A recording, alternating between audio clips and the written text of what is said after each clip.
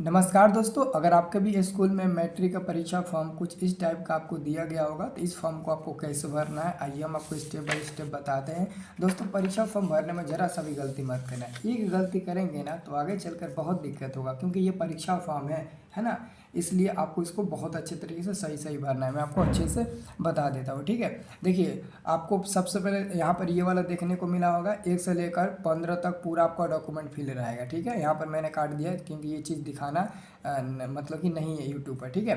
तो मैंने ये चीज़ ऑलरेडी इसको हाइड कर दिया है। तो दोस्तों, मैं आपको बताना ये चाहता हूँ कि इसको सही आप कैसे भरेंगे। ऑलरेडी 1 से लेकर 15 तक भरा हुआ है, मतलब अलग अलग प्रकार का फॉर्म मिल रहा है, इसलिए मैं अलग अलग टाइप का मैं वीडियो बना दे रहा हूँ, ठीक है ना। अब आगे दोस्तों क्या भरना है, चलिए हम सीखते हैं। यहाँ से हमको भरना है 16 नंबर से 34 नंबर तक। ये आपका 16 नंबर हो गया, ठीक है। और ये हमारा हो गया 16 नंबर के बाद ये हमारा 17 नंबर हो गया, ठीक है। और बाकी दोस्तों 18 नंबर से यहाँ से है ना। यहाँ से देखिएगा 18 नंबर में आपको यहाँ से देखने को मिल जाएगा। ये देखिए, यहाँ से 18 नंबर है, 17, 18, 19, ठीक है। चलिए, तो दोस्तों यहाँ पर देखिए, यहाँ पर बोला गया है कृपया आधार नंबर अंकित करें। तो यहाँ पर आप लोग अपना आधार नंबर डाल देना।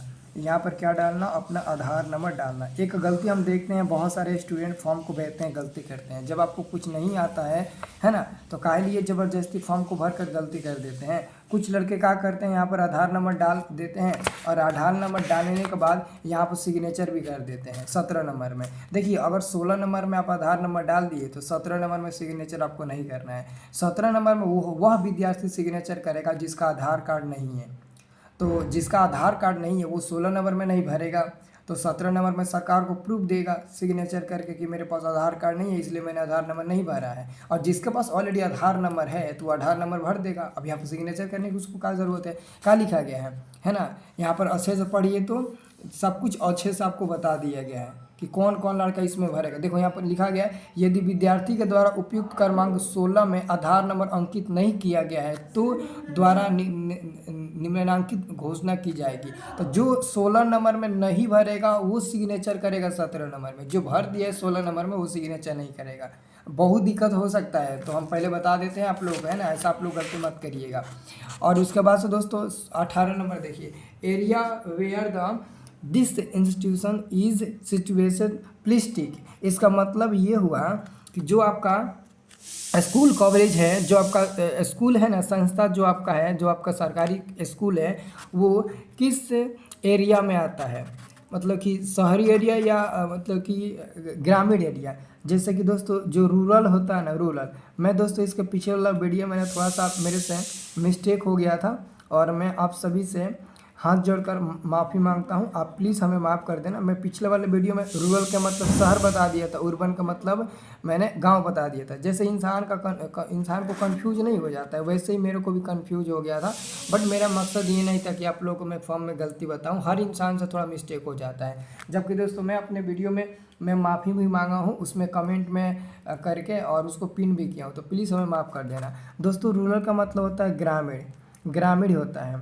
क्या होता है, रूरल का मतलब होता है ग्रामीण। और ग्रामीण मतलब समझ सकते हो गांव होता है, ठीक है। और अगला उर्बन का मतलब होता है शहरी, शहरी जिसको हम लोग सिटी शहर कह सकते हैं, शहर हम लोग कह सकते हैं। तो अब आपको बताना है कि जो आपका स्कूल है वो गांव देहात में है या फिर शहरी इलाका में, मतलब कि शहर बाज़ार में है।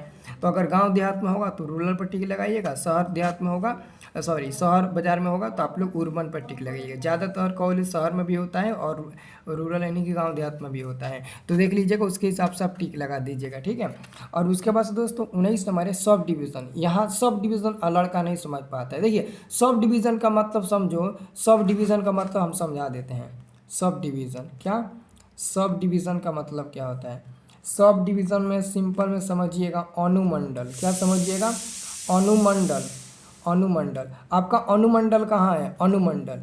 अनुमंडल का नाम लिख दीजिएगा, ठीक है। जैसे पूछा गया है कि जो आपका संस्था है, जो आपका सरकारी स्कूल है, वो किस अनुमंडल के अंतर्गत आता है। जैसे आपसे पूछा जाएगा कि आपका घर किस जिला में आता है, तो आप कहेंगे सिवान जिला, बेतिया जिला, गोपालगंज जिला, भागलपुर जिला, पटना जिला। तो वैसे ही पूछा गया है कि आपका स्कूल किस अनुमंडल के अंतर्गत आता है, तो आपका अनुमंडल कहाँ है लिख दीजिएगा।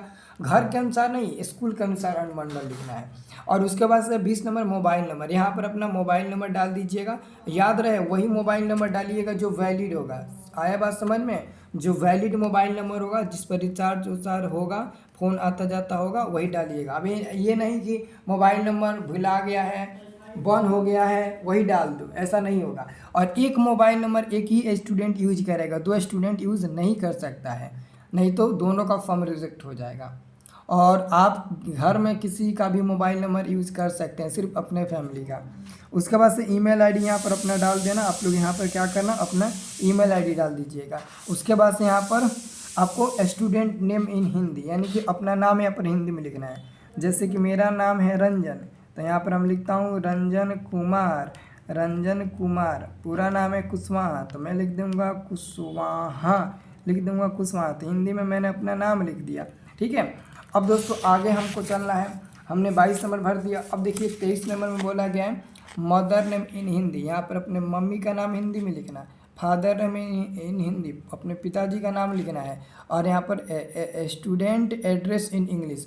अब स्टूडेंट एड्रेस इन इंग्लिश कैसे लिखा जाता है, एड्रेस इंग्लिश में हम आपको समझा देते हैं। देखिए इंग्लिश में एड्रेस ऐसा लिखा जाता है। सबसे पहले लिखिएगा विलेज, ऐसे लिखिएगा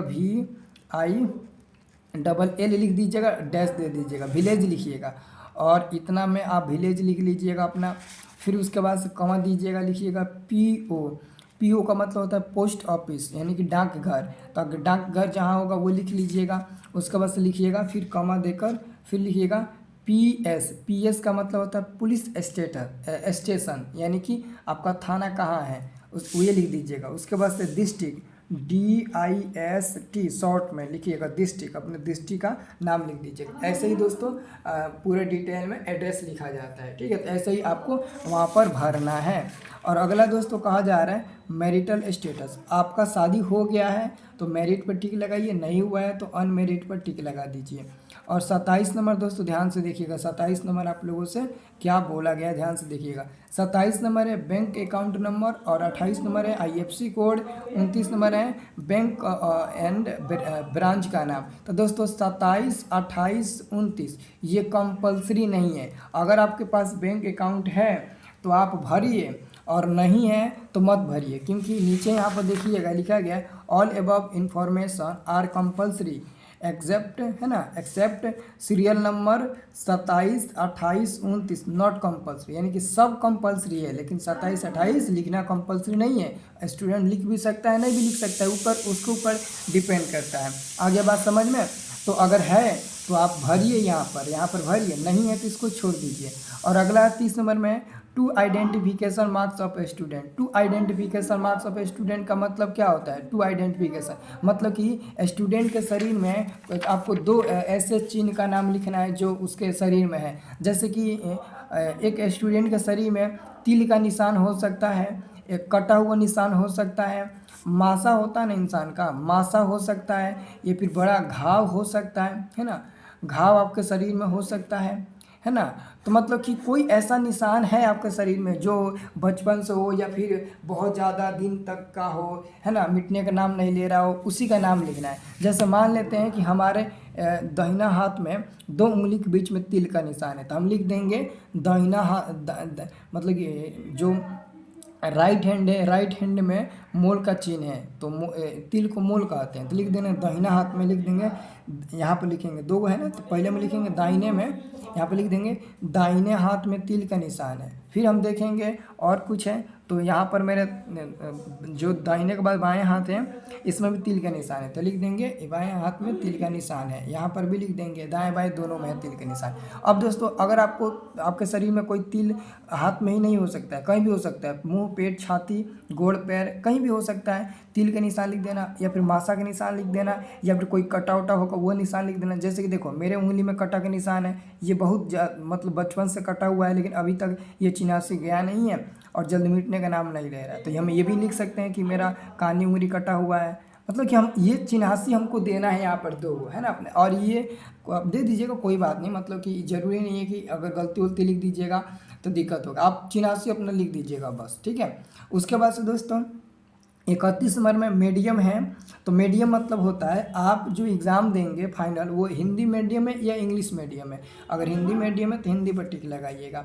और 32 नंबर है विजुअली इम्पेयर्ड। इसका मतलब होता है कि आप आर्थिक रूप से कहीं आप विकलांग तो नहीं हैं, है ना। इसका मतलब ये सब आता है, जैसे कि विकलांग लोग आ गए हैं ना, विकलांग लोग आ गए हैं ना, विकलांग आ गए, अंधा आदमी आ जाएगा इसमें, बहरा आदमी आ सकता है, बहरा आदमी, और भी जो इस दृष्टि से अगर कोई पीड़ित है व्यक्ति तो वो इसमें आते हैं। तो अगर आप अंधा बहरा विकलांग ये सब है तो आप यहाँ पर यस पर टिक लगाइएगा ऐसे, अगर नहीं है तो नो पर ऐसे टिक लगा दीजिएगा। आगे बात समझ में। अब उसके बाद से दोस्तों आ रहा है 33 नंबर में subject details, note tick any one option in the subject section 1 to 4, यानी कि पहला, दूसरा और चौथा में एक एक सब्जेक्ट को सिलेक्ट करना है। तो देखिए यहाँ पर पहला नंबर में प्लीज टिक, हिंदी है, उर्दू है, बंगला है, मैथिली है। तो अगर आप हिंदी लेना चाहते हैं तो हिंदी पर टिक लगाइएगा। बहुत ऐसे विद्यार्थी उर्दू लेते हैं तो उर्दू पर टिक लगा लीजिएगा, मैथिली लेते हैं तो मैथिली पर टिक लगा लीजिएगा, ठीक है। उसके बाद से दोस्तों यहाँ पर देखिए प्लीज टिक, तो यहाँ पर दोस्तों अगर आप हिंदी लेते हैं तो संस्कृत पक्का लेंगे, अगर आप उर्दू लेते हैं तो नन हिंदी पक्का लेंगे, अगर आप मैथिली लेते हैं तो नन हिंदी पक्का लेंगे। तो अपना सब्जेक्ट चूज़ करके आप लोग टिक लगा दीजिएगा।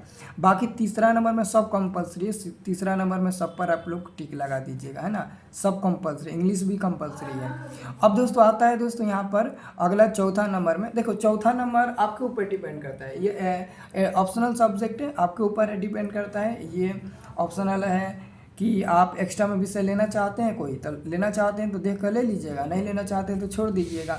बाकी दोस्तों आपको अब कुछ नहीं करना है, डायरेक्ट आपको यहाँ पर आना है, यहाँ पर अपने गार्जियन से सिग्नेचर करा लेना है। कोनो लड़का कमेंट किया था कि हम तो अपने हाथ से सिग्नेचर करा लिए, बाबू आगे चलकर दिक्कत हो सकता है, अपने हाथ से मत सिग्नेचर करिएगा।